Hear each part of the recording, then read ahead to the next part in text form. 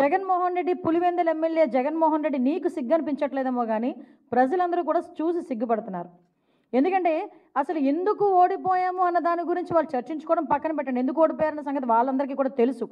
కానీ ఈరోజు ఎక్కడో ఒక మాచర్లలోని వర్గ విభేదాల వల్ల జరిగిన ఒక హత్యను తీసుకొచ్చి దాన్ని వేదికగా మార్చుకొని ఏదో రకంగా తిరిగి తీసుకొచ్చి నంగనాచి కబుర్లు మాట్లాడాలి, ప్రజల్లోని మళ్ళీ ఒక భయాన్ని క్రియేట్ చేయాలి అని చెప్పి బురద జల్లే కార్యక్రమానికి శ్రీకారం చుట్టడానికి అని చెప్పి ఒక డైవర్షన్ పాలిటిక్స్ చేయడానికి ఈరోజు మళ్ళీ జగన్మోహన్ రెడ్డి ముందుకొచ్చి మొన్న ప్రెస్ మీట్లో మాట్లాడాడు.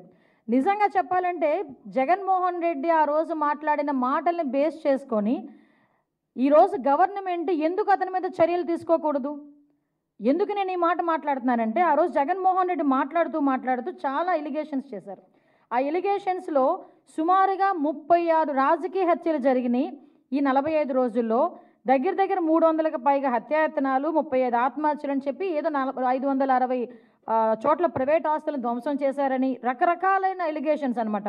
490 ప్రభుత్వ ఆస్తులను ధ్వంసం చేశారని, 1000 వరకు దౌర్జన్యాలు దాడులు చేశారని ఫిగర్స్తో సైతం ఇచ్చారు.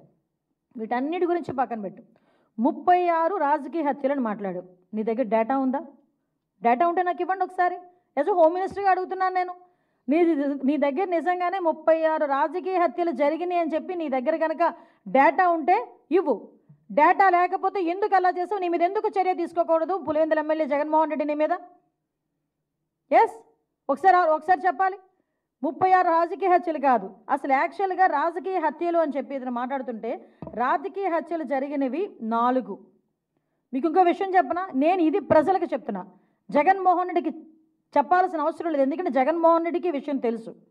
కానీ ఏదో రకంగా గవర్నమెంట్ మీద బురద జల్లాలి కాబట్టి, చంద్రబాబు నాయుడు గారి మీద బురద జల్లాలి కాబట్టి ఏదో రకంగా అడ్డదారి తొక్కైనా మళ్ళీ ఏదో రకంగా సీఎం కుర్చీలో కూర్చుండిపోవాలని కలలకు అంటున్నాడు కాబట్టి ఈరోజు మా మీద బురద చల్లడానికి 36 రాజకీయ హత్యలు, 300 మంది దాడులు, అవి ఇవని చెప్పి ఫిగర్స్ సైతం చెప్తున్నాడు. ఈరోజు 45 రోజుల్లోని ఇవి నువ్వు చెప్పినవన్నీ ఏమీ జరగలేదు, నువ్వు చెప్పినవి జరగలేదు అని చెప్పి నేను చెప్తా. జరిగినవి ప్రూవ్ ఏమైనా ఉందా? యాజ్ ఎ హోమ్ మినిస్టర్ నేను మాట్లాడుతున్నా. నువ్వు చెప్పినవన్నీ కూడా అబద్ధపు లెక్కలు. దీని మీద నువ్వు ఎక్స్ప్లెనేషన్ ఇవ్వాలి.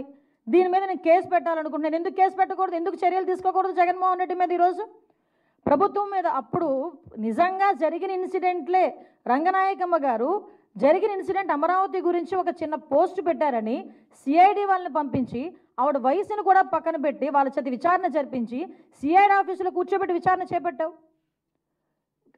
ఇలాంటి సంఘటనలు గౌతు శిరీష గారు ఒక చిన్న పోస్ట్ గవర్నమెంట్కి వ్యతిరేకంగా పెట్టారని సిఐడి నోటీస్ ఇచ్చి ఆవిడని సిఐడి ఆఫీసులో కూర్చోబెట్టావు. చింతకాయల విజయ్ గారిని ఇలా చాలామంది మా టీడీపీ లీడర్లని కాకుండా జనసేన లీడర్లని కూడా గవర్నమెంట్ మీద యాడ్వర్స్గా తప్పుగా ఒక పోస్ట్ పెడితేనే, నిజం అయినప్పటికీ కూడా తప్పుగా మీకు వ్యతిరేకంగా ఒక పోస్ట్ పెడితేనే సిఐడి ఆఫీసులను తీసుకొచ్చి నువ్వు కూర్చోబెట్టి చర్యలు తీసుకొని మా మీద ఎంక్వైరీలు వేసావు. ఈ రోజుకి కేసులు నడుస్తున్నాయి, ఈ రోజుకి కేసులకు సంబంధించి కోర్టుల చుట్టూ తిరుగుతున్నారు. మరి ఇంత డెలిబరేట్గా ఒక శవాన్ని అంటే పలకరించడానికి వెళ్ళి అక్కడ ఏదో హత్య జరిగింది, ఆ కుటుంబాన్ని పరామర్శించడానికి వెళ్ళి పరామర్శించడం